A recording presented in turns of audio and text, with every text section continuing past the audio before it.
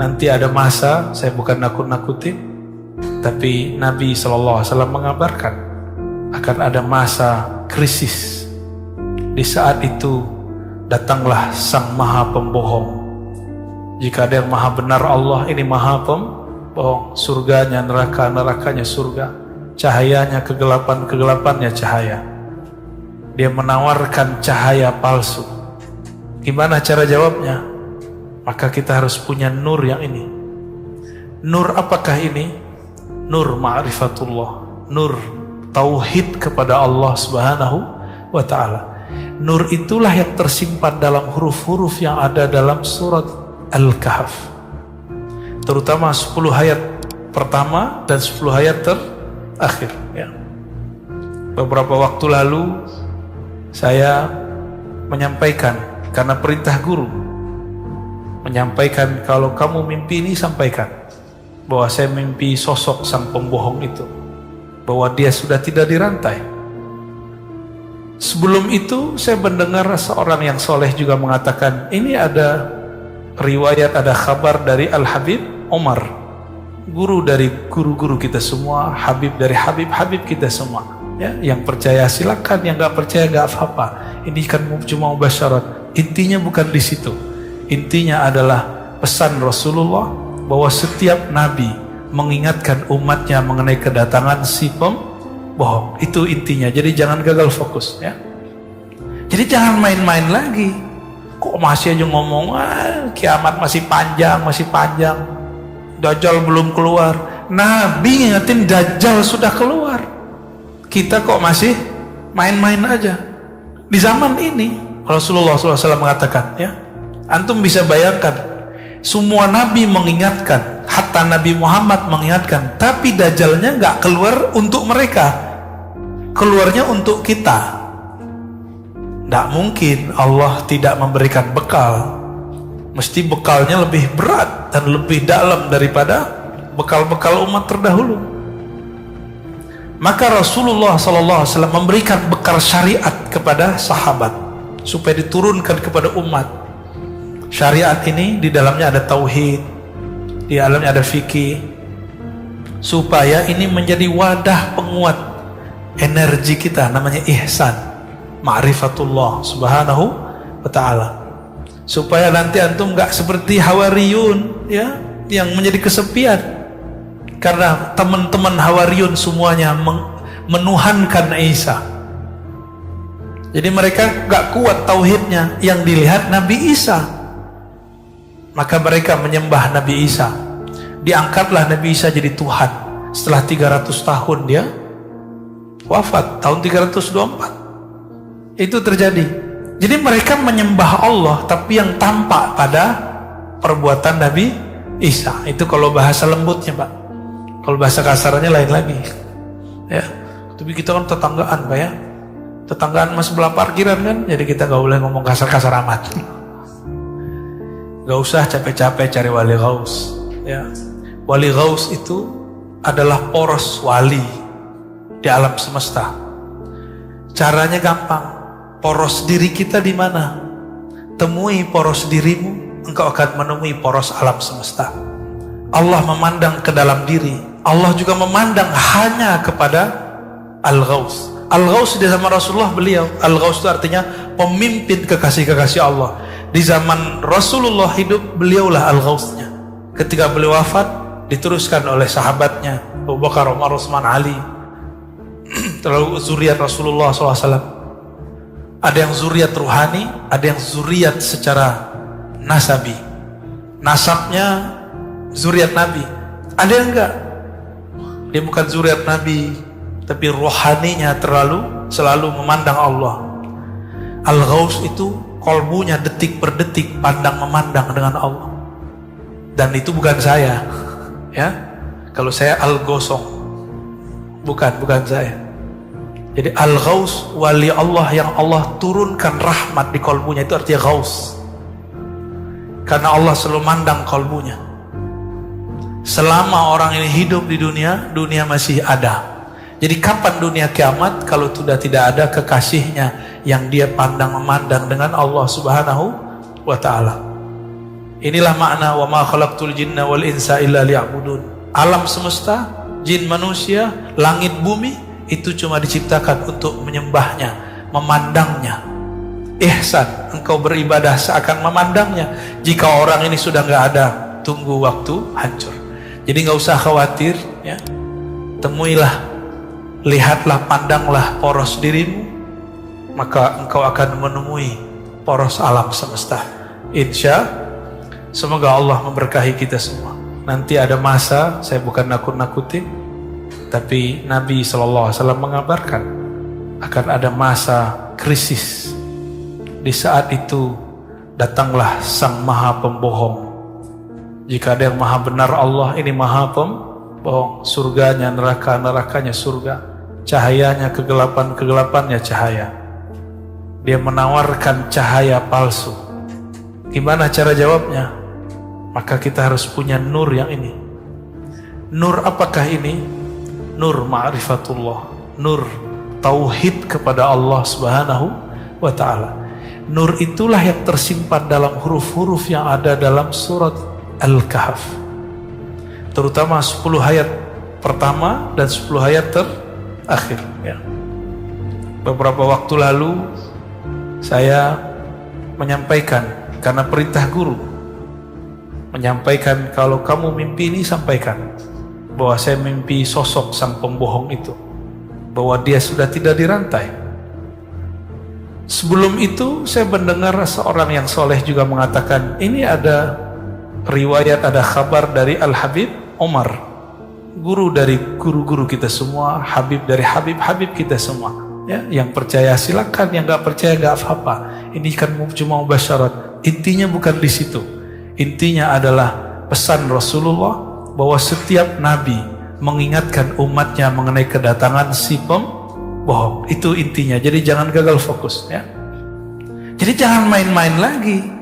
Kok masih aja ngomong, kiamat masih panjang, Dajjal belum keluar. Nabi ngingetin Dajjal sudah keluar. Kita kok masih main-main aja. Di zaman ini Rasulullah SAW mengatakan, ya, antum bisa bayangkan, semua nabi mengingatkan, hatta Nabi Muhammad mengingatkan, tapi Dajjalnya nggak keluar untuk mereka, keluarnya untuk kita. Tidak mungkin Allah tidak memberikan bekal.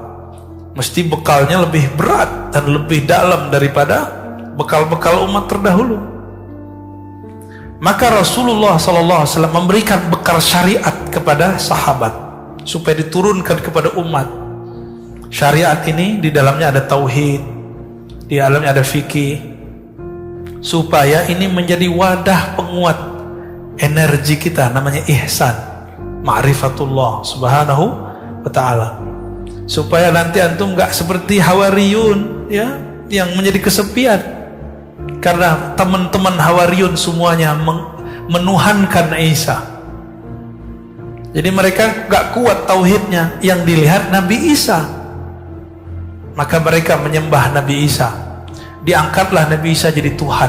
Setelah 300 tahun dia wafat, tahun 324 itu terjadi. Jadi mereka menyembah Allah, tapi yang tampak pada perbuatan Nabi Isa. Itu kalau bahasa lembutnya, Pak. Kalau bahasa kasarnya lain lagi, ya. Tapi kita kan tetanggaan, Pak, ya. Tetanggaan mas sebelah parkiran kan, jadi kita gak boleh ngomong kasar-kasar amat. Gak usah capek-capek cari wali ghaus, ya. Wali ghaus itu adalah poros wali di alam semesta. Caranya gampang. Poros diri kita di mana? Temui poros dirimu, engkau akan menemui poros alam semesta. Allah memandang ke dalam diri. Allah juga memandang hanya kepada Al-Ghaus. Al-Ghaus di zaman Rasulullah beliau. Al-Ghaus itu artinya pemimpin kekasih-kekasih Allah. Di zaman Rasulullah hidup, beliaulah Al-Ghausnya. Ketika beliau wafat, diteruskan oleh sahabatnya Abu Bakar, Umar, Utsman, Ali. Terlalu zuriat Rasulullah SAW. Ada yang zuriat ruhani, ada yang zuriat secara nasabi. Nasabnya zuriat Nabi. Ada yang enggak. Dia bukan zuriat Nabi, tapi rohaninya selalu memandang Allah. Al-Ghaus itu kolbunya detik per detik pandang memandang dengan Allah. Dan itu bukan saya, ya. Kalau saya Al-Ghosong, bukan saya. Jadi Al-Ghaus, wali Allah yang Allah turunkan rahmat di kolbunya, itu artinya Ghaus. Karena Allah selalu mandang kolbunya. Selama orang ini hidup di dunia, dunia masih ada. Jadi kapan dunia kiamat kalau sudah tidak ada kekasihnya yang dia pandang memandang dengan Allah Subhanahu wa ta'ala. Inilah makna wa ma khalaqtul jinna wal insa illa liya'budun. Alam semesta, jin manusia, langit bumi itu cuma diciptakan untuk menyembahnya, memandangnya. Ihsan, engkau beribadah seakan memandangnya. Jika orang ini sudah nggak ada, tunggu waktu hancur. Jadi nggak usah khawatir, ya. Temuilah, lihatlah, pandanglah poros dirimu, maka engkau akan menemui poros alam semesta. Insya, semoga Allah memberkahi kita semua. Astaghfirullahaladzim, astaghfirullahaladzim. Allahumma rahmanir rahim, ya karim, ya azim, ya alim, ya alim, ya ghaffar. Ya Allah yang maha mengetahui, yang maha khabir, yang maha mengerti semua dosa-dosa kami. Ya Allah, kami menutupi semua dosa kami dengan kesolehan-kesolehan palsu. Ampunkan dosa kepalsuan ini ya Allah. Ya Allah, di mata kami banyak dosa, di telinga kami banyak dosa, di lisan kami apalagi ya Allah. Sekarang di zaman ini jari-jari kami pun ikut banyak berdosa. Allahumma ya Allah, meskipun dosa kami menggunung, menjulang sampai ke langit-Mu, tapi rahmat-Mu lebih luas, bahkan seluas arasy-Mu. Maka dengan keluasan rahmat kasih sayang-Mu ya Allah, tutuplah semua aib kami. Tutuplah aib kami di hadapan-Mu ya Allah. Jangan pandang kami sebagai hamba yang bermaksiat ya Allah. Allahumma ja'al sayyiatina sayyiat man ahbabta. Ya Allah, jika kami terjebak maksiat, jangan kami dianggap orang yang durhaka ya Allah. Jika kami tersesat, jangan biarkan kami tersesat ya Allah. Tarik kami ke jalan Engkau ya Allah. Paksa kami kembali ke jalan-Mu ya Allah. Allah marzuqna al-iqbal fi qulubina. Ya Allah, berikan kami iqbal, menghadap hanya kepada Engkau di dalam kalbu kami. Ya Allah, jadikan kalbu ini mentalak dunia sebanyak-banyaknya, sehingga dia tidak memandang lagi kepada dunia.